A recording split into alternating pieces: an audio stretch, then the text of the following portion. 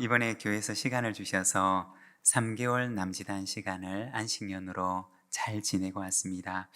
며칠 전에 교회 옆에 골목을 내려가는데 한 집사님을 만났습니다.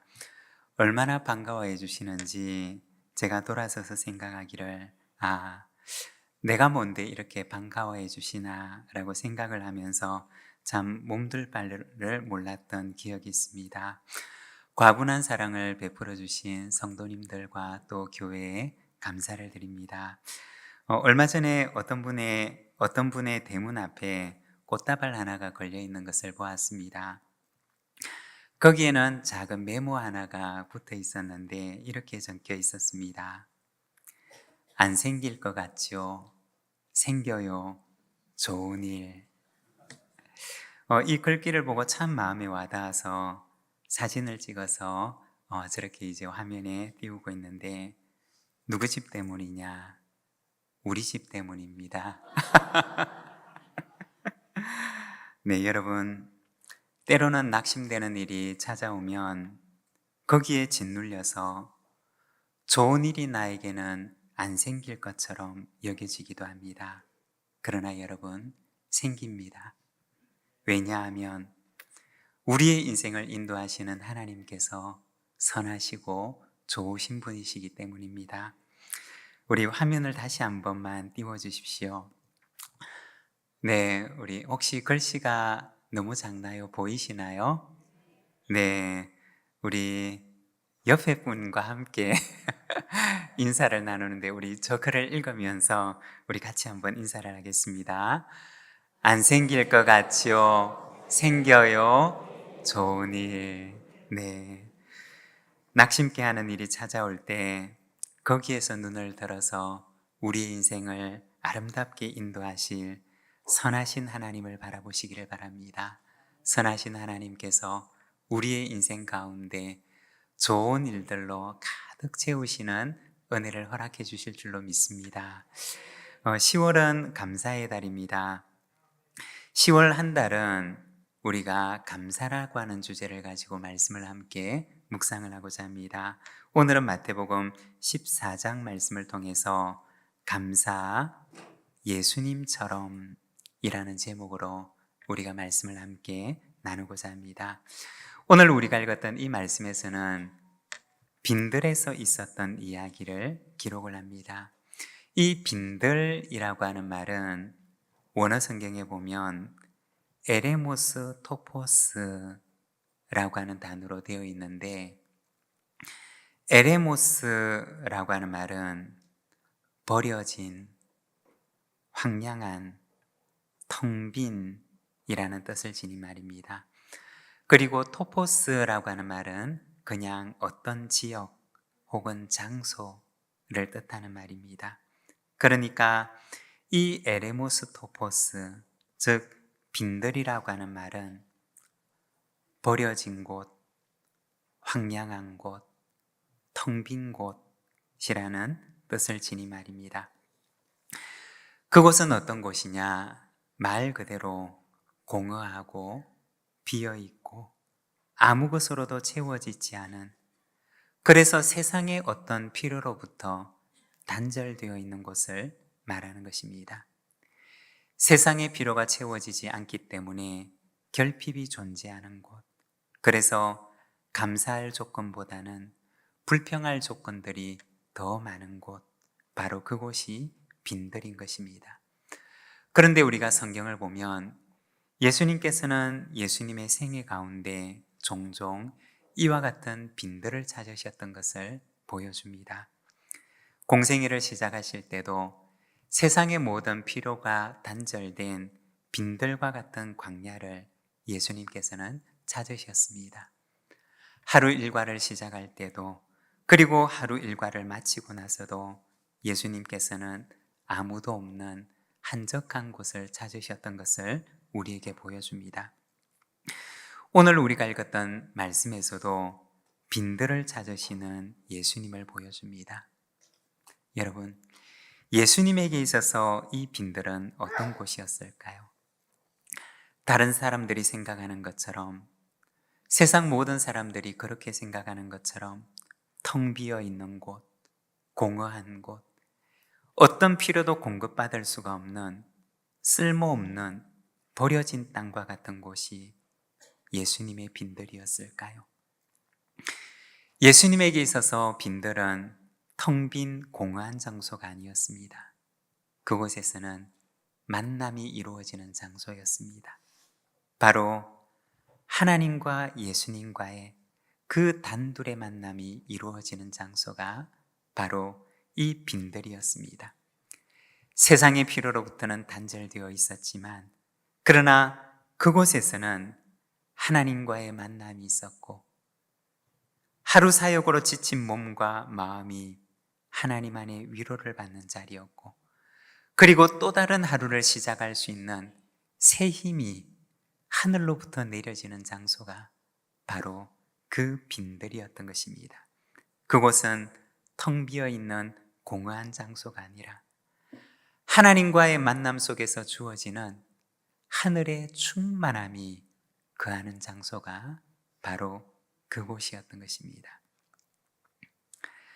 오늘 우리가 읽었던 본문의 말씀에 보면 바로 그 빈들에서 드리는 감사의 기도를 보여주고 있습니다. 예수님께서는 그 빈들에서 어떤 감사의 기도를 드리셨을까요? 먼저 첫 번째는 내 손에 있는 것에 대한 감사입니다.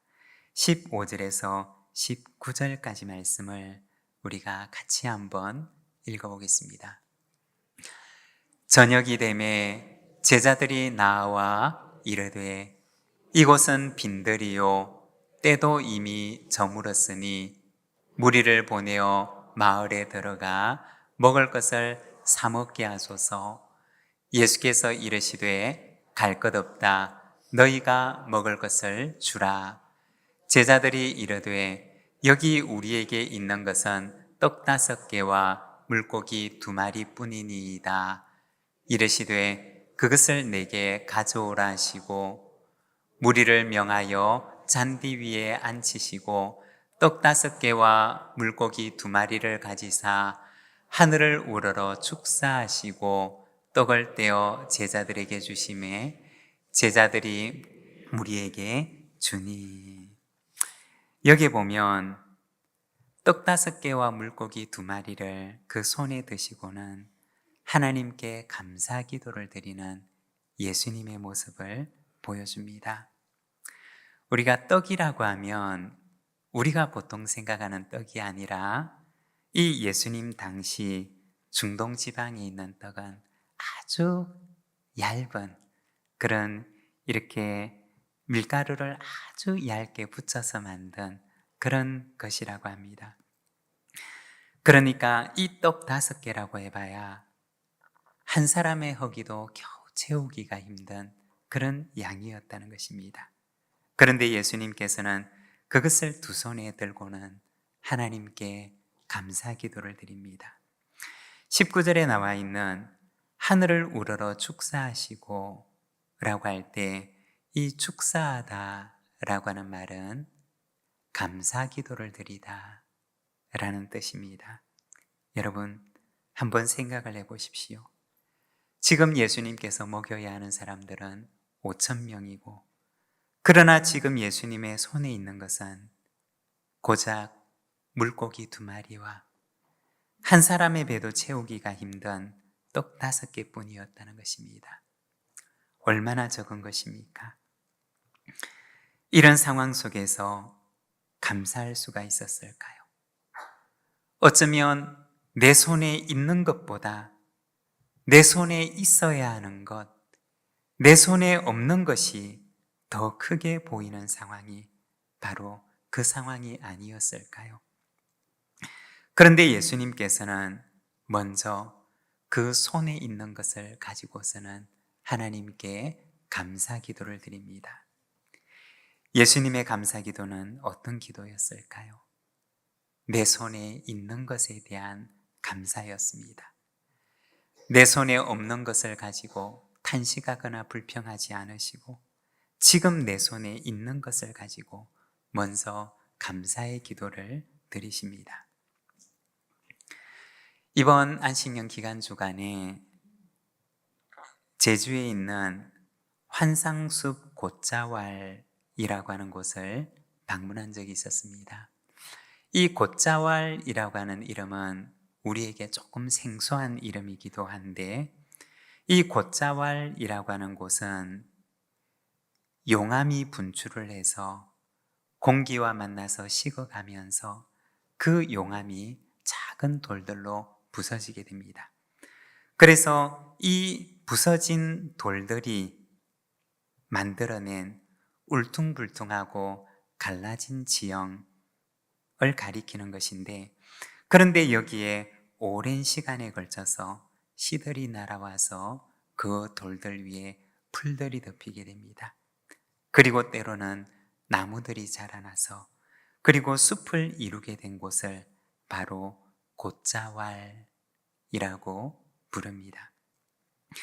사실 이곳은 겉으로 볼 때는 숲이지만 그곳에서는 흙이 없이 돌들만 가득한 곳입니다.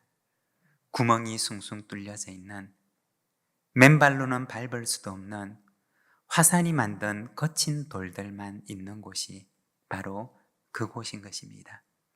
흙이 없기 때문에 농사를 지을 수도 없어서, 그리고 사람이 다니기에도 적합하지 않아서 그곳의 사람들은 그 길을 가리켜서 쓸모없는 땅, 버려진 땅이라고 여겼습니다.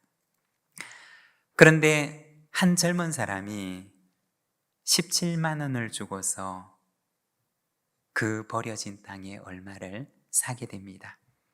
그리고 그는 혼자서 그 숲을 환상숲이라고 부르게 됩니다. 그런데 어느 날 은행에서 일을 하다가 이분이 47세의 젊은 나이에 뇌출혈로 쓰러지게 되었습니다. 그리고 고향으로 돌아가 그 곶자왈로 들어가는데, 47세 젊은 나이에 쓰러져 한쪽 기능이 마비가 되고 사람들을 만나기 싫어서 사람들의 눈을 피해서 그 숲으로 들어갔던 것입니다. 그리고 그 숲에서 불편한 몸을 이끌고 다니면서 조금씩 흙을 가져다가 옮겨다가 그곳에 길을 만들고 또 숲을 가꾸기 시작했습니다. 그런데 그곳에 기적이 일어나게 됩니다. 이분이 숲을 돌고 온 지 3년 만에 숲이 이분을 치유했던 것입니다. 잃었던 기능들이 돌아오게 되었고, 그리고 다시 이분이 건강을 되찾게 됩니다. 그리고 딸과 함께 자신이 가꾸어가는 그 숲에 사람을 초청하기 시작했습니다. 그리고 숲의 생명력과 그 숲의 생태계에 대해서 해설을 하는 일을 하게 되었습니다. 20대 딸과 둘이서 한 달 내내 사람들을 초청해서 해설을 하였는데, 그 첫 달에 얻은 수입이 20만 원이었다고 합니다. 딸이 아빠에게, 아빠, 우리 둘이서 한 달 내내 일했는데 수입이 20만 원밖에 안 되네요 라고 이야기를 하니까 그 아빠가 얘기를 하더랍니다. 그래, 그런데 생각해보면 17만 원 투자해서 한 달 만에 20만 원 벌었으니까 이거 얼마나 수지 맞는 일이냐 라고 얘기를 하더랍니다. 그로부터 시간이 30년이 흘렀습니다. 지금은 어떻게 되었을까요? 12명의 숲 해설가가 그곳에서 일을 하고 있고, 제가 방문했을 때는 1시간 단위로 계속해서 그 숲 해설이 진행되는데, 제가 방문한 그 타임에만 해도 20명에 가까운 사람들이 그 숲에 대한 해설을 듣기 위해서 그 숲을 보려고 찾아온 것을 보았습니다. 그리고 해설을 마치고 나서 그 숲길을 산책을 하는데, 숲 한켠에 서 있는 작은 팻말 하나를 보게 되었습니다. 제가 사진을 하나 찍어 왔는데 거기에 보면 이렇게 적혀 있었습니다. 모든 것을 읽고 나서야 비로소 진정으로 감사함을 알 수 있습니다. 이 말은 이분이 어디에서 인용해 와서 그 적어 놓은 팻말의 글귀인데 아마 그분의 마음에 꼭 와닿는 그 말을 숲의 한켠에다가 적어 놓은 것입니다. 모든 것을 읽고 나서야 진정으로 감사함을 깨달았던 그분의 고백이 그 숲의 한켠에 세워져 있었습니다. 모두가 버려진 땅이라고 했고, 그리고 그 땅은 쓸모없는 땅이라고 이야기를 했지만, 그러나 이분은 20년 동안 그 버려진 땅을 감사함으로 일구었습니다. 그곳에서 건강을 되찾았고, 그곳에서 생명을 얻었고, 그곳에서 하나님의 놀라운 솜씨를 보았고, 그리고 이제는 그곳에서 많은 사람들에게 하나님 만드신 그 자연의 놀라움을 전하는 숲 해설가로 일을 하고 있습니다. 처음에는 그 혼자 그 숲을 환상숲이라 불렀지만 사람들이 버려진 땅이라 부르는 그곳을 그 혼사 환상숲이라고 불렀지만 이제는 그곳을 찾는 모든 사람들이 그 숲을 가리켜서 환상숲이라고 부른다고 합니다. 여러분, 혹시 우리도 황량하고 버려진 땅에 나 홀로 서 있는 것처럼 여겨질 때가 있지는 않습니까? 감사할 수 있는 제목보다 불평할 거리들이 더 많은 땅에 나 혼자 서 있는 것처럼 여겨질 때가 있지는 않습니까? 그러나 바로 그 순간 내게 없는 것을 바라보며 불평하기보다 하나님께서 내 손에 주신 것, 내 손에 있는 작은 것부터 먼저 하나님께 감사하시기 바랍니다. 그리고 감사함으로 그 버려진 땅을 일구면 언젠가는 그곳이 환상의 숲으로 바뀌게 되는 역사를 우리에게 허락해 주실 줄로 믿습니다. 그리고 두 번째, 예수님의 감사 기도는 하나님의 능력을 바라보는 감사였습니다. 우리 19절 앞부분의 말씀을 자막을 보면서 같이 한번 읽어보겠습니다. 무리를 명하여 잔디 위에 앉히시고 떡 5개와 물고기 2마리를 가지사 하늘을 우러러 축사하시고. 아멘. 예수님의 손에는 겨우 한 사람이 먹을 수 있는 작은 것이 있었지만, 그러나 예수님의 눈은 그 작은 것이 아니라 이 작은 것을 가지고 큰 일을 행하실 수 있는 하늘을 우러러 하나님을 바라보고 있었습니다. 여기서 우리가 한 가지 질문을 해보면, 여러분, 제자들은 왜 예수님의 말씀을 듣고 할 수 없다고 말을 했던 것일까요? 그것은 바로 자신 안에 있는 작은 능력을 바라보았기 때문일 것입니다. 제자들의 말은 사실 정직한 말이었고 타당하고 논리적이고 솔직한 말이었습니다. 자기 힘을 가지고서는 분명히 이 많은 사람들을 먹일 수 있는 능력이 없었습니다. 그런데 예수님께서는 이러한 힘없는 제자들에게 너희가 먹을 것을 주어라고 도전하셨습니다. 그리고 할 수 없다고 말하는 제자들을 보시고는 예수님께서 모범을 보여주시는데 하늘을 우러러보며 감사 기도를 드리십니다. 예수님께서 보여주시고 싶으셨던 것은 무엇일까요? 너는 할 수가 없지만 하나님은 하실 수가 있으시단다 라는 것을 말하고 싶으셨을 것입니다. 여러분, 나 자신을 바라보게 되면 절망스러울 때가 있지 않습니까? 내 작은 능력을 바라보면 실망할 때가 있지 않습니까? 그리고 모든 것이 안 될 것만 같던 부정적인 생각이 내 마음을 찾아올 때가 있지 않습니까? 왜 그런 것일까요? 내 작은 능력만을 바라보기 때문인 것입니다. 예수님을 믿는 사람은 어떤 사람이냐? 나를 넘어 크신 하나님을 바라보는 사람입니다.